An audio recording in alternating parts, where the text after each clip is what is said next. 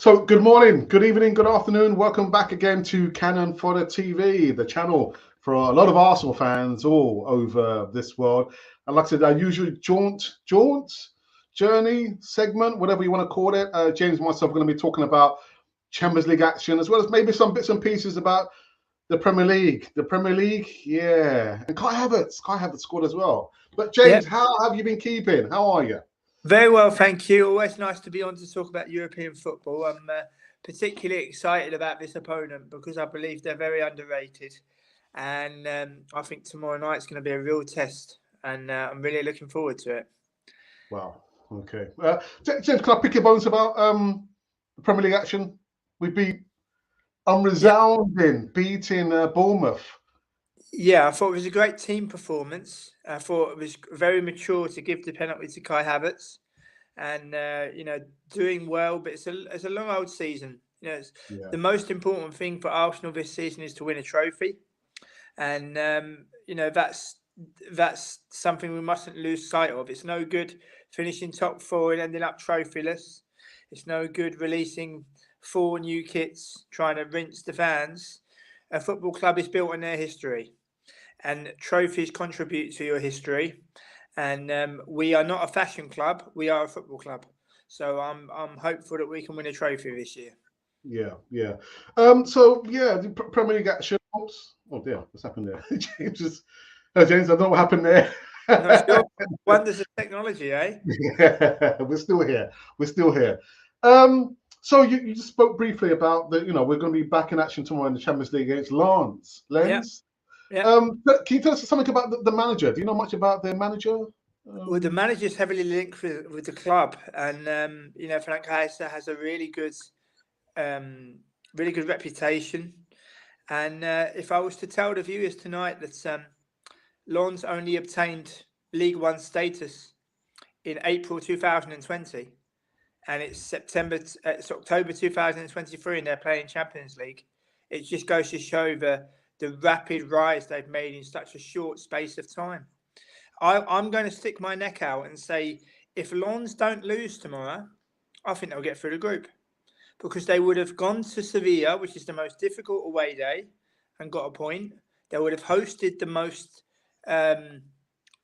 potent opponent in Arsenal and potentially got a point. And they've got some very good players. They really have. I think Jonathan Grandi, the number 24, used to play for Cannes.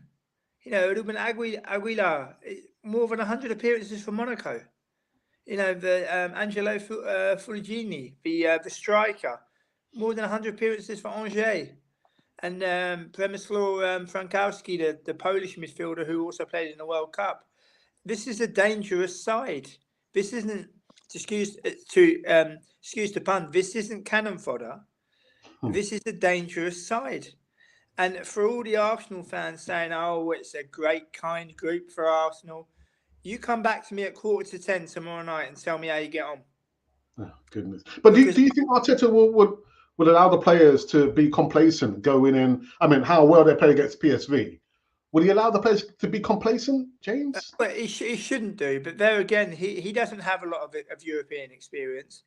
I'd feel for Aaron Ramsdale, to be honest, because I watched him in Europe last season at home to FC Zurich and away in Eindhoven, and he didn't necessarily pass those tests with flying colours, although he did have a very good season. But you imagine him wanting to prove himself in Europe now, but David De Gea appears to be the number one. So he can't turn that around. And people have to remember, last season away from home, we just about got over the line on neutral territory when we played Zurich in St. Gallen. We lost in Eindhoven, I was there, and we drew in Lisbon.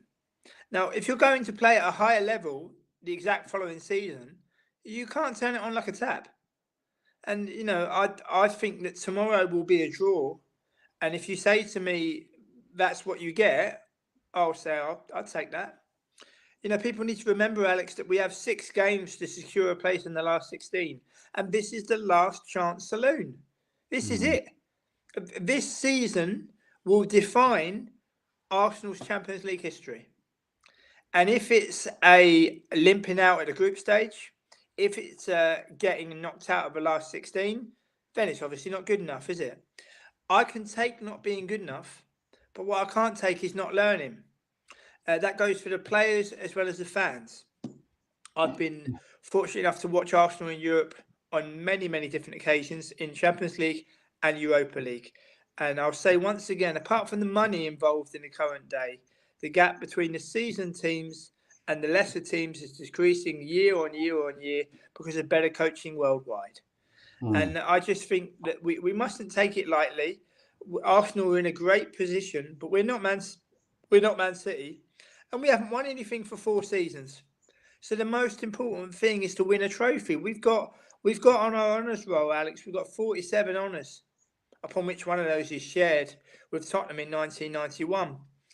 But a football club is nothing without their history, and I want us to correct our European history. I'm under no illusions that we're not going to win the Champions League, but I would be bitterly disappointed if in the last season of proper Champions League European Cup football, upon which Arsenal have had more than 25 bites of the cherry, I'd be so upset if we was to just limp out as one of their participants. This is not the okie dokie. This is not pass the parcel. This is fight to get into Europe and try to win the thing. And tomorrow is our second step, and I think it's going to be a real tough game. Yeah, I completely agree as well. I mean, James, I haven't done my homework. Where in their league, where do they sit? I mean, on PSV, they were top of their Eredivisie. But Lance, they had an awful start where they lost their opening games, and they've managed to turn it around by winning the last 2 games. They beat Strasbourg away from home on Friday night. Now, that Strasbourg's not an easy place to go. And for all the people that say that the French league is a farmers' league, France have had to deal with some rigorous changes. You know, their League Cup was disbanded. Their Ligue 1 was reduced to 18 teams. You see how Lyon are struggling at the foot of the division. You see how Reims, under the guidance of Englishman Will Steele, are doing so well. And there are some really good French sides. Rennes last night, they took Nantes to the cleaners in the derby of Brittany. And once again, my mate Bourdieu scored. And once again, I long for the day somebody picks him up so that I can compliment the team that pick him up and say, very well done, because he's a brilliant footballer. Gave the assist which led to the penalty last night in their 3-1 win. Scored the penalty. Fantastic attitude. Has a link with Lens, having come through the youth setup. And if you come through the youth setup at Lens, then you're obviously a good player.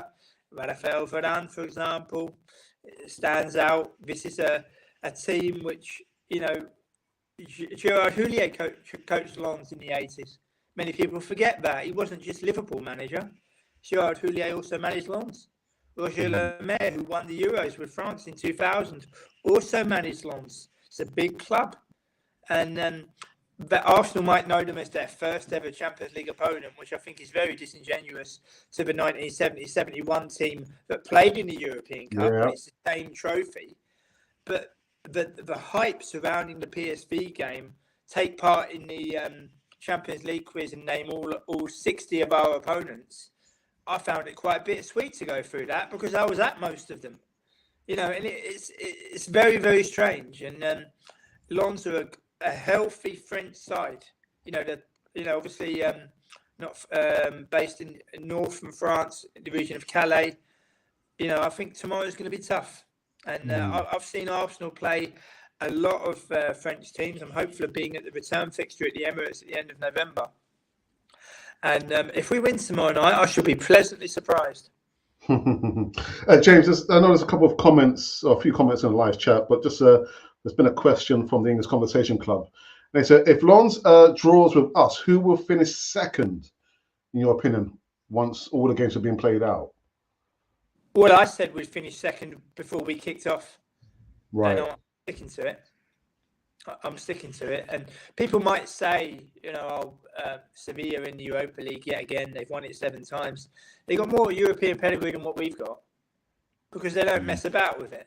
You know, the opportunity to win I mean, if you think Sevilla won their first UEFA Cup back in 2006, and to have won 7 in the last 17 years is nothing short of incredible for a club who also spent time in the Spanish second division. I think that's what fans need to understand. All this gated community of the Premier League, and I'm going to sue for the wrong decision. Have we come that far now? Is it now come that far that the rich man can't take it when he doesn't win, so therefore he's got to sue? Is that where we've come now? Once again, VAR comes down to interpretation of a rule, interpretation of what's gone on.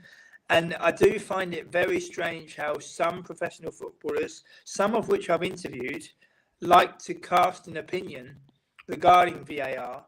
How many goals would they have had chalked off, which wouldn't be in their repertoire for their grand introduction on a particular sports show, had VAR been around? How many times might they have been sent off? But yet they're talking about something they have no first-hand experience about, dealing with the trials and tribulations of VAR.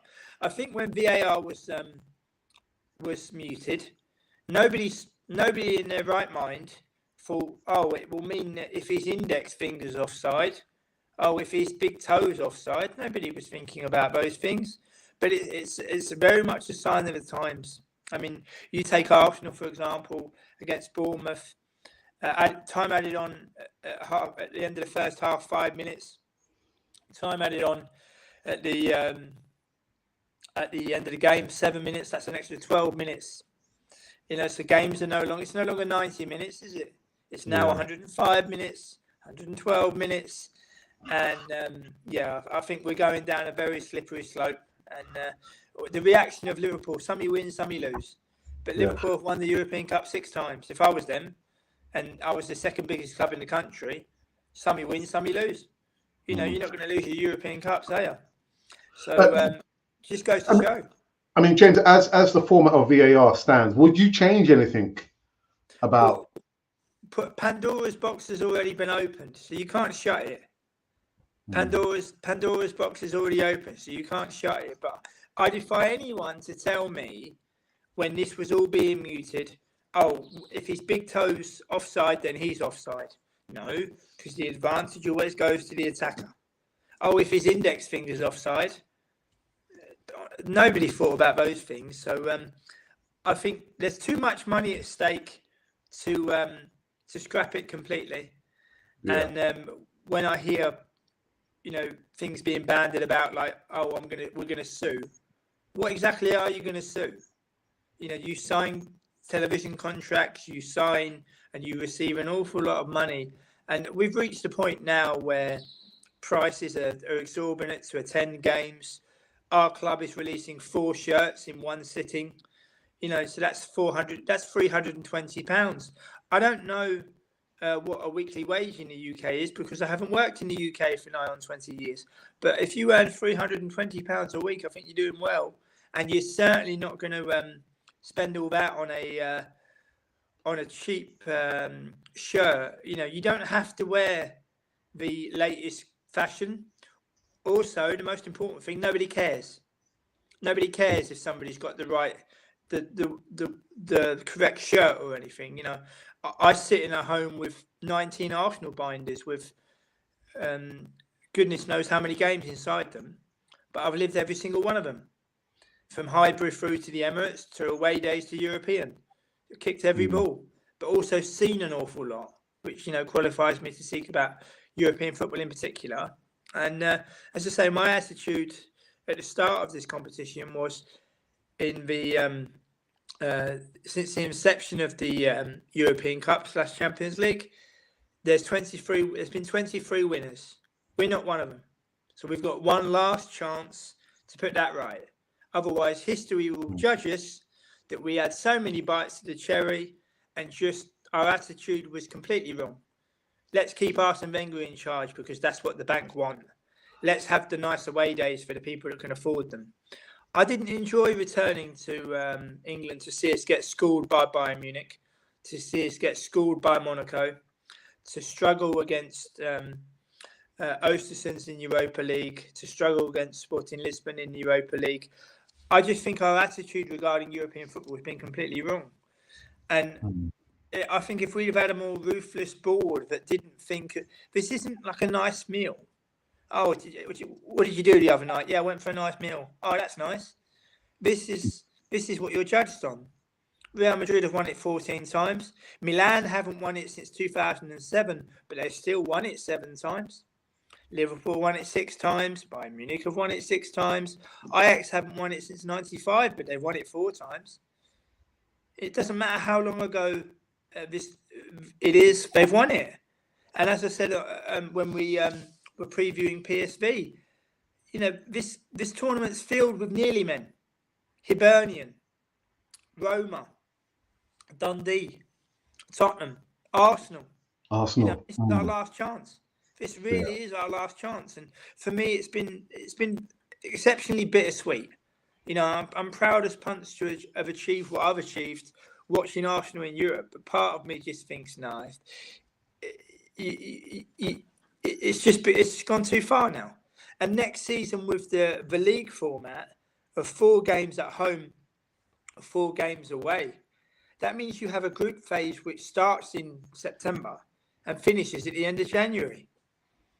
So you imagine being in the FA Cup, having a midweek round of games, and being in the League Cup. Are you going to forego a competition just to take part? It's very, very strange times.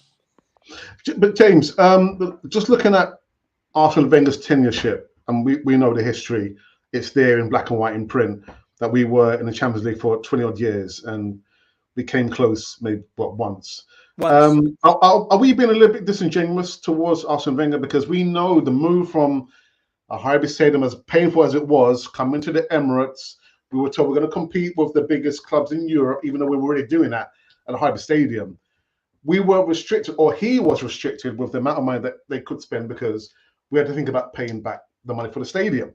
So are we being a little bit unfair to Arsene Wenger towards the second part of his tenureship? No. No? He's a football manager, not a bank manager. And could we have found a better bank manager? That's the thing. Could we have found a better bank manager? He reached the semi-finals with Monaco before he came to Arsenal. Got very, very close. Lost the Cup Winners' Cup final to Werder Bremen, who were managed by Otto Rehagel. They should start for 10. David Dein may say, written in the stars, Arsene for Arsenal. If his name was Ted Drake, do you think he got the job? If his name was Jack Woods, do you think he got the job? It's not a game. It's not a game of charades. It's not. I'm as a fan of the club for more than 35 years. I am staring down the barrel of having never seen my team win the Champions League. But when I go through all my games that I've been to in Europe, in the Champions League, at Wembley, at Highbury, at the Emirates, I've seen an awful lot, but I've never seen my team win it. And that really wrangles with me. Yeah. So that's why I say that this is the last shot. And you can dress it up as much as you want. You can talk about all the things under the sun. We've got 4 chances to win a trophy. Let's hope we win 1. But I shall just be so disappointed if we limp out of this competition, because it's like we've stolen a place which somebody else could have got, and they could have made much more progress. Porto have won it in 2004. Milan have won it 2007. Chelsea have won it twice. And Arsenal fans can very well say, oh, it's all because of the money. Not just because of the money. They had an owner whose priority was Chelsea Football Club. We had an owner. It was just, so long as the money keeps rolling in. We had bank guarantees of the stadium, or Arsene Wenger must stay in charge, as if he's the only manager in the world that can manage Arsenal. But James, we still have an owner who doesn't put that as a priority. No, because the LA Rams are his priority. Yeah. You know, people need to remember as well. The Premier League only requires 2 more American owners, and then they can start to file for talks regarding ending promotion and relegation, because then 12 of the 20 Premier League teams will be American owned. Now, if that comes to pass, we might as well pack up and go home, because in football, as in life, there's always the possibility of going up. In my case, 23 years ago, I was working for a distribution centre. I was working for WH Smith in Dunstable. 23 years later, I work for the Amsterdam City Council. In what world can that happen? But the world that I live in and the world that I've created for myself, where you spot an opportunity and you give your life to be successful. Everything is on you. I don't say to people, oh yeah, my Dutch lesson was too difficult. I had some lessons where I was useless. But you go home and you analyse what you did wrong and you put it right and you go up levels, different levels, different levels, different levels. We've had so much Champions League experience, but we don't need to proactively have learned from it. It's just pure participation. For the people that can afford the away days, it must be like the greatest jolly in the world. But they are also complicit in this. They are also complicit in this, Alex, where so long as the jolly is all right. But what about the end game? What about the end game? We've had one final and our greatest ever player never even got a look in. And then our supposedly greatest ever player, when he was bearing down one-on-one with Victor Valdez, by his own admission, my legs went. But when he plays a Champions League final with Barcelona 3 years after that, he goes full pelt. So you can pick and choose, can't you? And then Arsenal had the return of the king. I didn't see Charlie George back at the Emirates, did you? On the pitch, I mean, eh? On the pitch. And we were just, Henry's back. He scored another goal at Sunderland. He scored against Leeds. We needed a proper striker. But we had to placate. Everything's all right. Everything's all right. And I just think Arsenal in Europe, I hate staring down the fact that we've had so much experience and never won it. And I just find that very, very difficult to accept. Dear me. We must sound like broken records, James, And actually, I've got to say, I can't see Arsenal getting anywhere near winning this Champions League. No, but then again, what has all that experience been for, Ben? What's it been for? Money? Is that what it's been for? I mean, on the website, we made our Champions League debut. What about the 70-71 side that played in the European Cup? How disrespectful is it for them to read in the run-up to the PSV game, just remember Lens was our very first Champions League opponent? No, they weren't. We played in the European Cup in 70-71 and got beaten by one of the greatest Ajax sides the club's ever produced. And we did the hard work in Amsterdam, you would have said, with the 0-0 draw. But again, people have very short memories in that respect. Yeah, but like I said, it's a sign of the times as well. Yeah, James, I just find it very strange. Yeah. Just a few more before we wrap up this segment. English Competition Cup says and Sevilla. What do you mean in Sevilla? Well, indeed. Lens did really well to get a point at Sevilla in Spain. Sevilla were also unlucky against Barcelona away at the Olympic Stadium in Barcelona on Friday night. But it's not an easy group. I hear people saying, it's a very kind draw. Don't know what you're talking. We've got a fight to get through it. And if we don't get through it, I'd forfeit the Europa Cup place. It's just that out of embarrassment of just the last Champions League campaign. Arsenal finished third in their group. No, can't have that. I still maintain we'll finish second, but we've got to fight for this one. None of this reaching the last 8. None of this making sure that everything's all right. Real Sociedad drew with the beaten finalists first time out. Real Sociedad. And I think no surprise. But it's going to be very interesting indeed. But James, we did say at the beginning, at the top of the show, that Arsenal still lack a manager who's experienced in. So, what makes you think we're going to finish second? I mean, my mind tells me that I don't think we're going to qualify. Well, Sorry, go on, I James. hope you're wrong, but I said at the start of the when the draw was made, I said we'll finish second. I'm sticking to it. I think we'll squeak through, and then you're into the last 16, and then you've got a 1 in 16 chance of winning it. But then again, the draw's made, so Arsenal fans will pee their pants when they get drawn against when it gets drawn against, I don't know, an Inter Milan or a potential a Barcelona, and they'll go, "Oh, the Champions League last 16 draw, which isn't played until February, but the draw's done in December." And I just think that I just think we'll squeak through. But our manager as well, it's not Arsenal Football Club anymore. It's Arsenal Fashion Club, and I don't support a fashion club. I support a football club, and I don't expect my club to win ad nauseum every single year. But what I do expect is my club to be in the mix, and I'll go on record once again by saying Arteta can dress it up as much as he likes. No trophy, no job. So 4 available. So as long as you go and get one, Mikel, you can keep your job, can't you? Yeah. Well, actually, there's the last question from the Conversation Club. Can Arsenal win? For me, it's a no. It's no, obviously. But in Lens? Yeah, I'm not sure. I'll be very surprised if they win in Lens. I really will.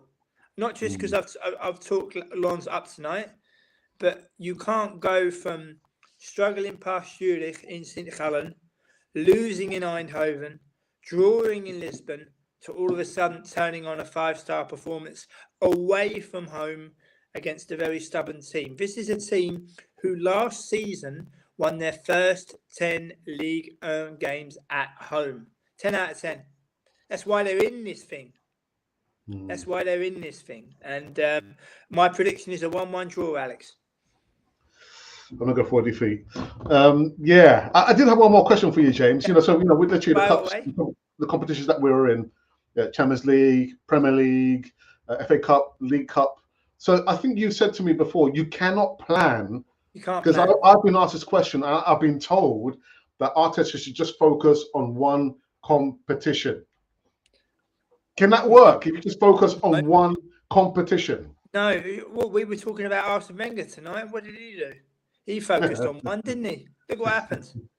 And we spoke about learning. Mikel Arteta is extremely lucky to be managing the team that he is managing.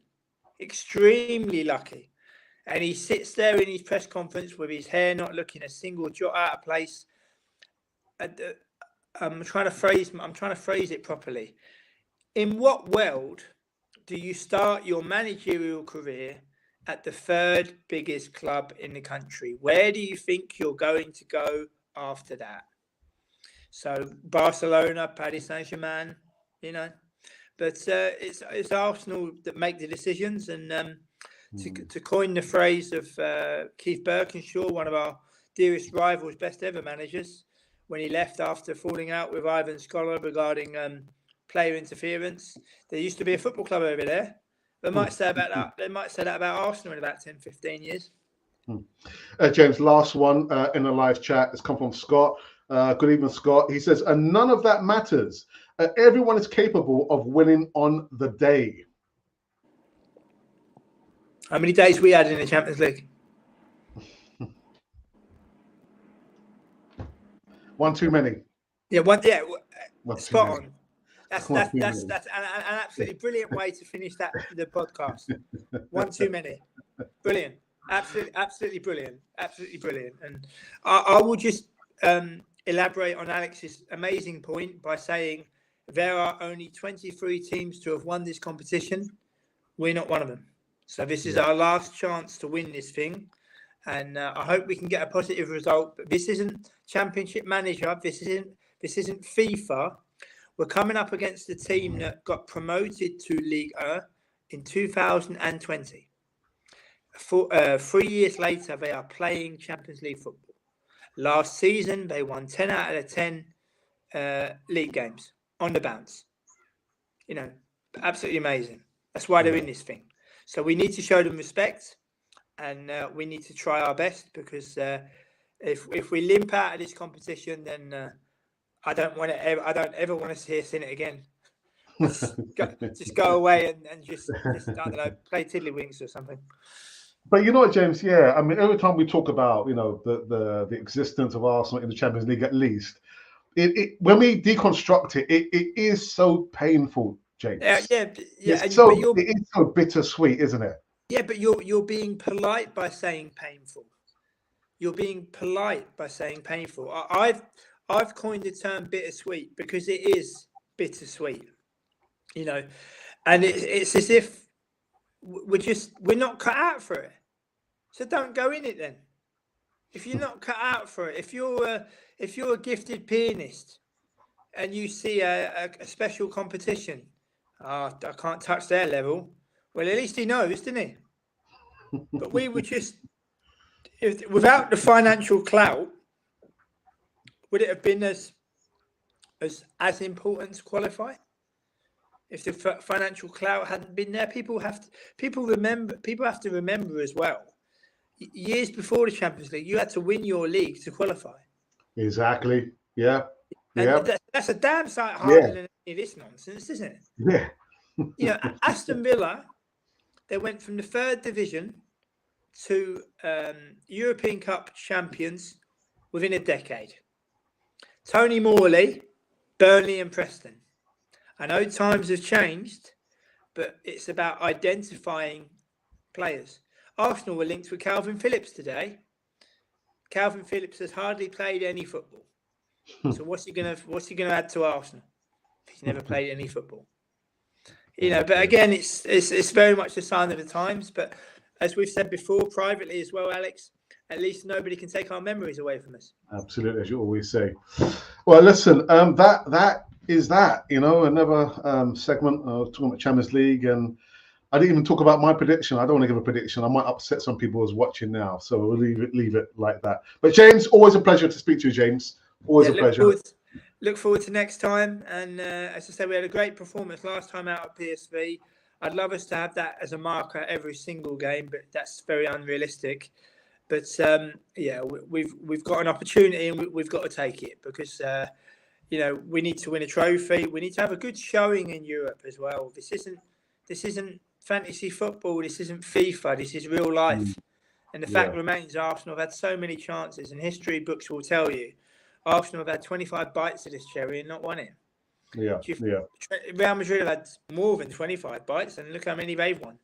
Milan haven't had 25 bites, but look how many they've won. United have won it 3 times, Liverpool 6 times, Bayern 6 times, Ajax 4 times, Marseille have won it, Red Star have won it, Villa have won it. They've all got something we haven't got. So you can talk about your fashion, you can talk about your doing bits, as they say, but we haven't got what they've got. And I'll tell you, I'd give up 3 titles to everyone. Yeah. Well said, James. But that's it. An actual fact, I'm going to be back in 2 hours and 25 minutes time for another collaboration on Canon Authority TV. But James, again, it's always good to see you just talking about, your wide broadband spectrum of European football and your knowledge. Thank you very much. Look forward to touching on Sevilla next time out, and a very important double header where if we don't win tomorrow, that double header is massive. Because if we don't win either of that double header, your prediction may well come true, and then whether we'll get to the PSV preview, I'm not so sure. Oh my goodness, James. Anyway, this has been Cannon Fodder, the channel for Arsenal fans all over this world.